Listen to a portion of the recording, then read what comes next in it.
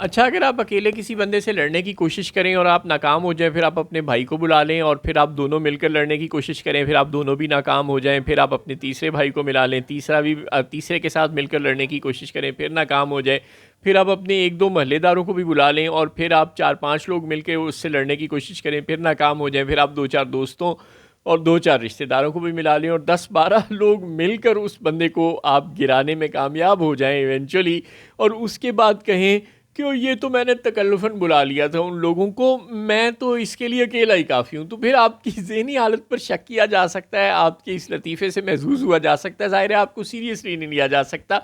मुस्लिम league नून ने बहुत देर कोशिश की पीटीआई से अकेले लड़ने की, वो नाकाम हो गई। फिर उसने पीपल्स पार्टी को साथ मिलाया, फिर भी बात ना बनी। फिर उसने 13 जमातों का अलायंस बनाया, पीडीएम।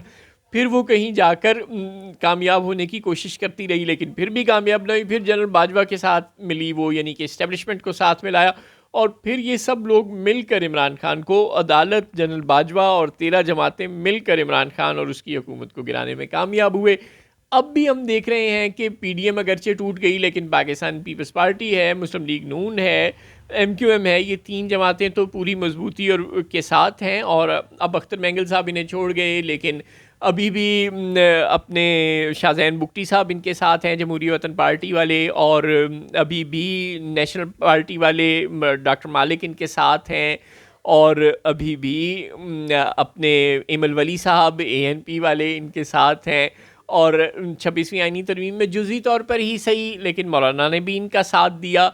यूँ बहुत सी सियासी जमातों की सपोर्ट के साथ और इस्टेब्लिशमेंट की पूरी ताकत और पूरी कुव्वत के साथ जब ये लोग लड़ रहे थे, तो उसके बावजूद ये नहीं जीत पा रहे थे जंग। फिर उन्होंने इलेक्शन कमीशन को साथ मिलाया, सिकंदर सुल्तान राजा को साथ मिलाया, और उसके बावजूद जब मखसूस नशिस्तों के केस तक, अगरचे बल्ले के निशान तक और इलेक्शन डे तक ये जीतते रहे, लेकिन जब इलेक्शन ट्रिब्यूनल्स की बारी आई और मखसूस जमातों की बारी आई, तो ये फिर हारने लगे। और फिर इन्होंने सुप्रीम कोर्ट को भी अपने साथ मिलाने की पूरी कोशिश की, हाई कोर्ट्स को और इलेक्शन ट्रिब्यूनल्स को अपने साथ मिलाने की कोशिश की, इलेक्शन ट्रिब्यूनल्स में रिटायर्ड जज लगाने और पहले से मौजूद आज़ाद जजों को तब्दील करने की कोशिशें शुरू हुई। फिर ये उन कोशिशों में कामयाब हुए, और उसके बाद भी दाल नहीं गलती नज़र आ रही थी, तो सुप्रीम कोर्ट की पूरी हैयत कज़ाई इन्होंने तब्दील करके रख दी, आइन का हुलिया बिगाड़ के रख दिया।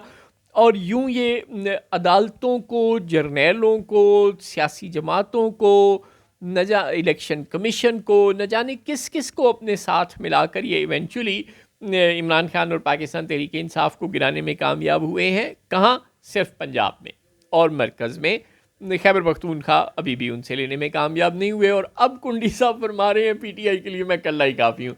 ओ खुदा का नाम लें कुंडी साहब, आप अकेले नहीं हैं। आप अपने आप को वन मैन आर्मी ना समझें। आप सिर्फ गवर्नर खैबर पख्तूनख्वा नहीं हैं, आपके पीछे आसिफ जरदारी सदर पाकिस्तान है, आपके पीछे वज़ीर आज़म शहबाज शरीफ हैं, आपके पीछे फ़ौज का पूरा सिस्टम है, पूरे का पूरा रावलपिंडी है, आपको बेशुमार सपोर्ट्स हासिल हैं, आप बहुत सी बैसाखियों पर खड़े हैं। तो बराए मेहरबानी, अगर आपने तहरीक इंसाफ को 5-6 जगहों पर मुल्क में गिराया है, तो अकेले नहीं गिराया। और अगर खैबर पख्तूनख्वा में आपने अगले चंद दिनों में, चंद महीनों में, चंद हफ्तों में या साल 1.5 साल में गवर्नर राज लगा दिया, तो भी वो आपकी अकेले की काविश नहीं होगी, उसमें भी आपको पीछे बैक एंड पर बहुत सी कुव्वतों की सपोर्ट हासिल होगी।